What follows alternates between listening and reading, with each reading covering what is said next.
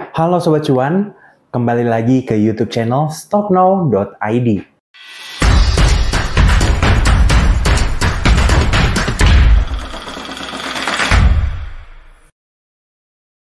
Jika Sobat Cuan sering melihat channel YouTube kita sering sekali membahas mengenai saham IPO.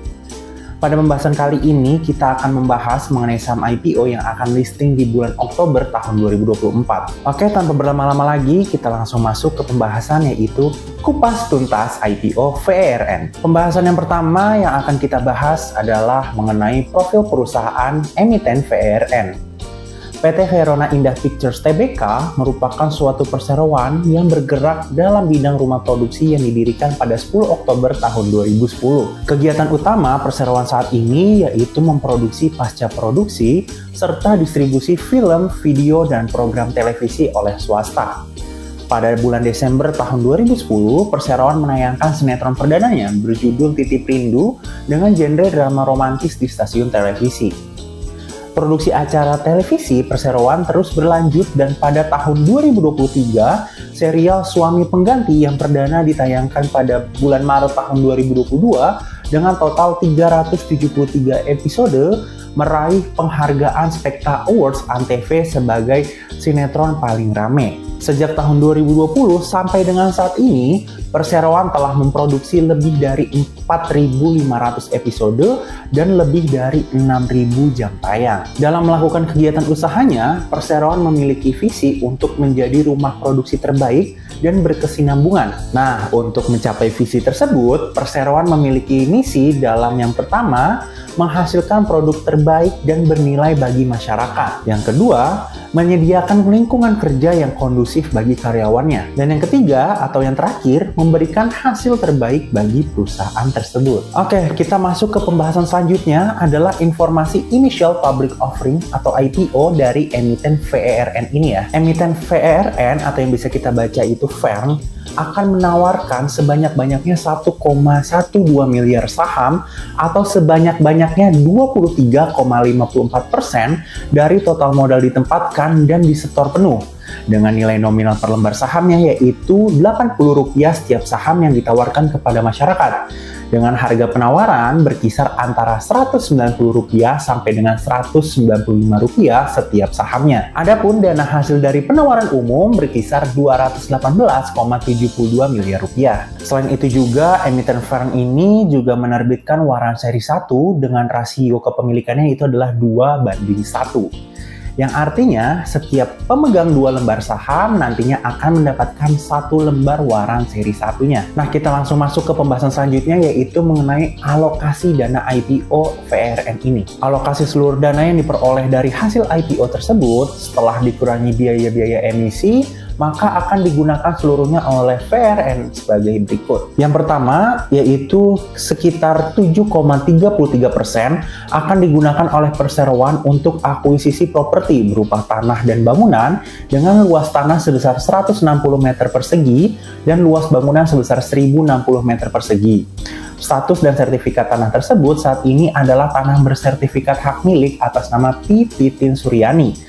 Terdapat hubungan afiliasi antara perseroan dengan P. Titin Suryani yang merupakan pihak yang mengendalikan perseroannya. Nah, selanjutnya yaitu sisanya akan digunakan untuk modal kerja perseroan, namun tidak terbatas untuk pembiayaan kegiatan produksi atau akuisisi film, sinetron, serial digital, dan kegiatan pemasarannya, serta untuk pembiayaan kebutuhan operasional perseroan. Pembahasan selanjutnya adalah mengenai struktur kepemilikan saham emiten VRN ini. Adapun komposisi pemegang saham VERN sebelum melakukan penawaran umum dengan nilai nominal sebesar Rp80 per lembar sahamnya, untuk rincian kepemilikan sahamnya ada di gambar berikut. Nah teman-teman, pembahasan selanjutnya adalah mengenai jadwal penawaran umum emiten VRN ini ya. Berikut adalah jadwal penawaran umum perusahaan VRN ini akan kita tampilkan pada gambar berikut. Nah, sementara yang bertindak sebagai penjamin pelaksana emisi efek adalah dari UOB Kayhian Sekuritas atau kode anggota bursanya adalah AI. Pembahasan selanjutnya adalah pembahasan yang paling penting, yaitu kita melihat mengenai laporan keuangan emiten VRN ini. Melihat laporan keuangan yang diterbitkan oleh emiten VRN ini di tahun 2024, total aset per tahun 2023 sebesar 341,5 miliar rupiah atau meningkat sekitar 15,29% secara year on year. Adapun total liabilitas per tahun 2023 sebesar 37,98 miliar rupiah atau turun sebanyak 85% secara year on year. Nah, selanjutnya total ekuitas per tahun 2023 sebesar 303,5 miliar rupiah atau meningkat 738,59% secara year on year. Dan total laba bersih dari emiten VRN ini per tahun 2023 sebesar 27,33 miliar rupiah atau meningkat sebesar 156% secara year on year. Nah, setelah kita membahas mengenai laporan keuangannya, selanjutnya kita membahas mengenai rasio keuangan dan valuasi emiten VRN ini.